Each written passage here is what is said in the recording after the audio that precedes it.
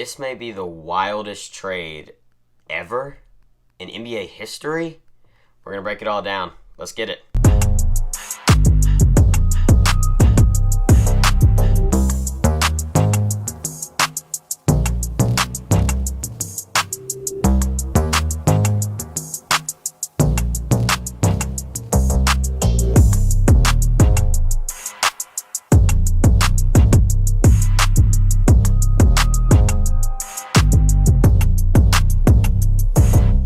What's up, everybody? Welcome back to a brand new video.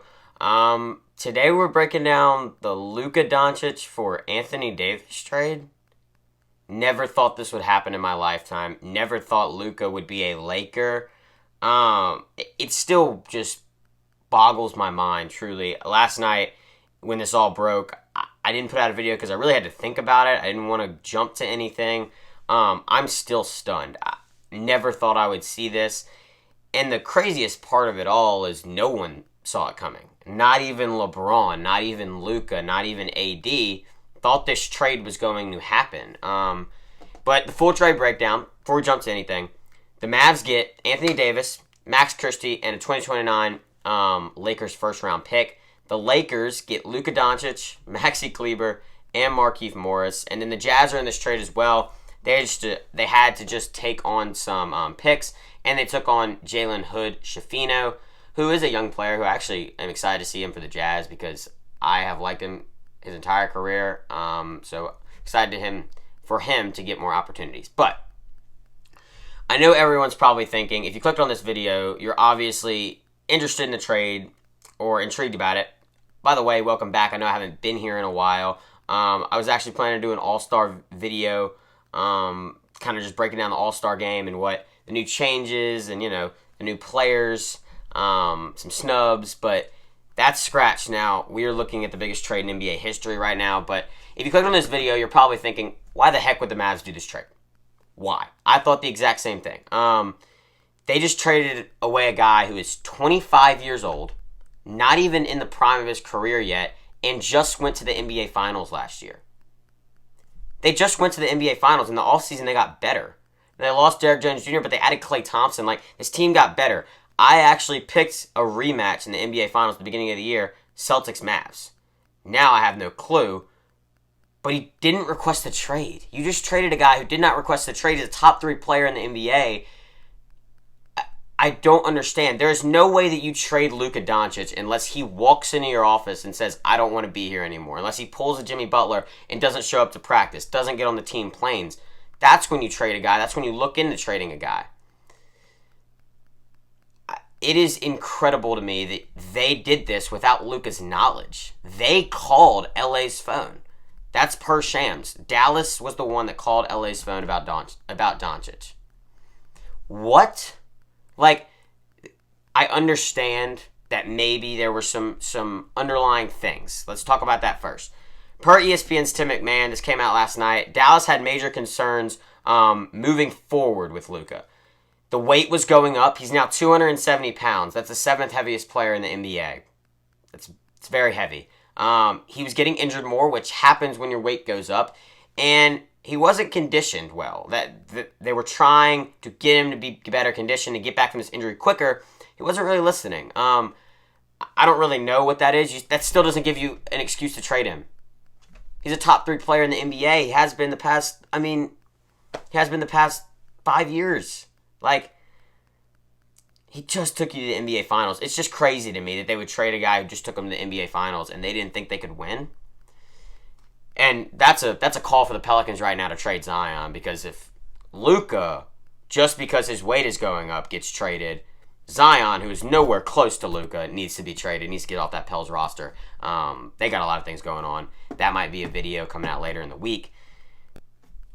But they believe the defense wins championships. This was per Nico Harrison, the Mavs GM. This came out late last night, kind of about an hour after the trade, that he thinks defense wins championships. Well, you just added one of the best defensive centers in the world in Anthony Davis.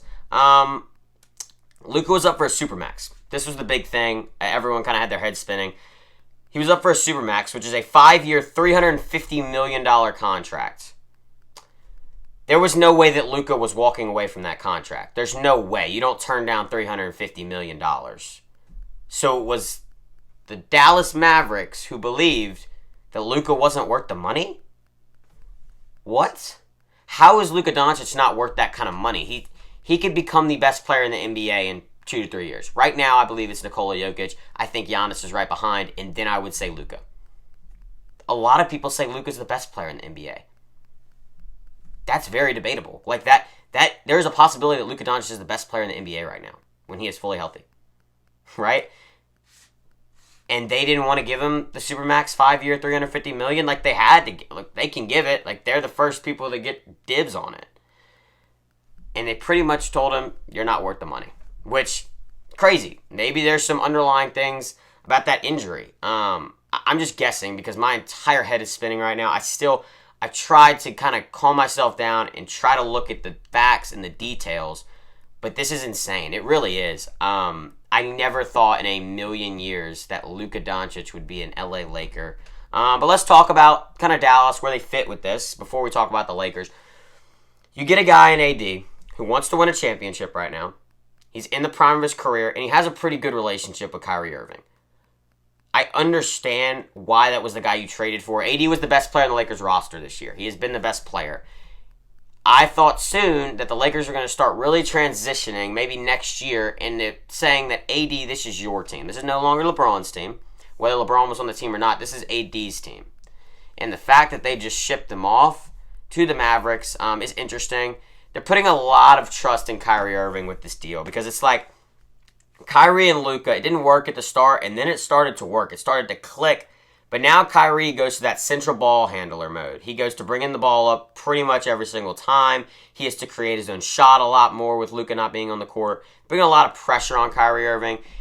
But it feels like they were just missing more of an offensive presence at the big man position. Because they do have some guys who can defend. And Derek Lively, who is hurt right now. Daniel Gafford, he can defend a little bit. But Anthony Davis can do both. And I think that's what is really great. Because whether this is one of the worst trades I've ever seen, because you don't trade Luka Doncic no matter what, getting back a guy in AD, you're still win now. Like, you still have an opportunity to win, but you don't trade Luka Doncic. It came out earlier this week that Anthony Davis believed he had a sit-down with Shams on ESPN, and he believes they needed another big man. He likes playing the 4 a lot better. He has said this his entire career, especially in LA, because he played it a lot more. In New Orleans, he played the 4, but going to LA, he's played the 5 mainly. He does not like playing the 5. He said that his entire career. He wants to play the 4. He wants to stretch it out a little bit more and develop his game a little bit better. I understand why the Mavericks... I understand a little bit why the Mavericks could do this move, but it is insane to me that you trade a guy who is 25 years old, MVP candidate, that, in my opinion, will win multiple MVPs. He's first-team All-NBA the last 6 years. What? This is insane. But let's talk about the Lakers, because when Rob Pelinka's phone rang last night and you were offered Luka Doncic, your entire front office has to huddle and think about what the heck just happened. What are we missing? What do we need to do? The Lakers are playing in New York, but whenever you have a chance to trade for Luka Doncic, you don't say no, whoever it is on the roster. If it was LeBron on the roster, you trade LeBron for Luka Doncic. I don't care what LeBron has brought to your franchise, you're trading for Luka Doncic. Because if you're wondering if Luka's going to fit in with the roster, if it's going to work, I promise you they're going to figure it out. It's Luka Doncic and LeBron James. Like, 2 of the smartest players in the association are teaming up on the same team. They're going to figure out how to play together. But I feel like the main reason the Lakers did this trade is because it sets them up for the next decade. Whether you lose the next 2 years, you don't win a championship, LeBron ends up retiring with 4 championships, you end up getting him the 5th. You have Luka Doncic on your roster still. They're gonna probably re-sign him to that max or that super max, unless something happens, a really bad injury, career-ending stuff. But that probably is not going to happen. They're going to re-sign him to that super max. You just set yourself up for the next 10 to 15 years. I mean, Lakers fans, you have never had to go through hardship your entire career. You go from Kobe to LeBron to now Luka. I mean, it is weird to see Luka in the purple and gold. And I've said that a couple of times. It just feels like that is not a spot I ever saw him going. I never thought he would leave Dallas. I thought he was going to be a guy like Dirk, right? I thought he was going to be Dirk, where he stays his entire career. He ends up winning that one championship, that go on that big run. But it didn't happen. And now he's in the Lakers, and he's teaming up with LeBron. But I don't think the Lakers are done yet at the deadline. I will say that. There is no way that Jackson Hayes is the starting big man come the end of the deadline. I promise you that. They're going to look into guys like Nikola Vucevic, Jonas Valanciunas, Walker Kessler's on the market. There's a bunch of guys they're going to look at. They still have a first-round pick to trade. They didn't have to trade that to get Luka. They traded one. They still have another one. They have assets to go trade for another big man. They added Dorian Finney-Smith. They have pieces to win a championship. They do. Does that mean they do it? I have no clue. So that's kind of breaking down like both the teams, because like I'm still stunned, and I'm going to have more and more thoughts coming out in the next couple of days. But how does this change the landscape of the NBA? Because the West is so hard right now. I mean, OKC is rolling. I don't think this trade moves the needle for anyone to pass OKC, the Lakers or the Mavericks. Houston is rolling right now. They have been amazing this year. The Grizzlies are at a steady pace. There's a bunch of teams at the top of that Western Conference. You still have Jokic in Denver. It's hard right now. You can look at teams at the bottom of the Western Conference saying, hey, can they jump up like the Warriors and Steph Curry if they make a trade at the deadline? Can Kevin Durant and the Suns move up? There's a bunch of teams in the West that are looking to move up, but now you look at the Mavericks and the Lakers. The Lakers are sitting at the 5 seed in the West. They have a chance to jump up a little bit. I do think that is possible. I have no clue what's going to happen, but I can make you a guess. I'm a little nervous about the defense for the Lakers. I have to say that, because looking at how the roster is constructed and looking at the starting five, there's not much defense. You can say that LeBron was a good defender in his prime. He's slow on defense now. He is. Like that, we have to admit that. Whether LeBron is the greatest of all time or not, he's slow on defense right now. He's kind of a liability at points. Luka Doncic has never really been a good defender his entire career. He's gotten better and better. Like, he's averaging 2 steals a game this year, so he's better, but that's more off-the-ball defense. On-the-ball defense, Luka Doncic is not great. So if we're looking at the starting five, Austin Reeves, he's all right at defense. The defense needs to step up. I think that's where they go get their center. I think they get a guy who can do it kind of both ways, like Anthony Davis, just a worse version of it. I think a Walker Kessler is the best case scenario if I'm the Lakers. But they have LeBron James and Luka Doncic on the same team, bro. Like, this team's going to make the playoffs. They're going to be a top 6 seed. I promise you that. They're going to need a little bit of time. You got to wait it out just for a week or so. And they're going to figure it out. They're 2 of the smartest players in the NBA. I know I've said that, but that's how you make a team. That is how you GM a team, Rob Pelinka. Because when you are all for Luka Doncic, you don't say no. Let's talk about the Mavericks. I think they can actually be good. I'm actually not as... I don't think this is like A for the Lakers and an F for the Mavericks. I think that the Mavericks didn't win the trade, obviously, because they traded Luka Doncic. But I do think there's some silver lining. There's some stuff that they can work around. I think the Mavericks can be good, but AD's going to have to start at the 4 because he's wanted to do it his entire career. I think he's better at the 4. He knows he's better at the 4. So that means you're probably starting a guy in Gafford or Derek Lively. Derek Lively and Anthony Davis down low is going to be one of the best defensive presence in the NBA. They feel like they're constructed right now in a way they're going to translate immediately, because I think Anthony Davis is going to slip into that 4 role. He's going to run the 4, and they're going to play well together. I think Kyrie and him are going to be very fun to watch. Klay Thompson's going to get open looks. I do think that the Mavericks can be very, very good at the start. Now, do I think it's going to have a stretch? Do I think they can go make the NBA Finals? I don't know.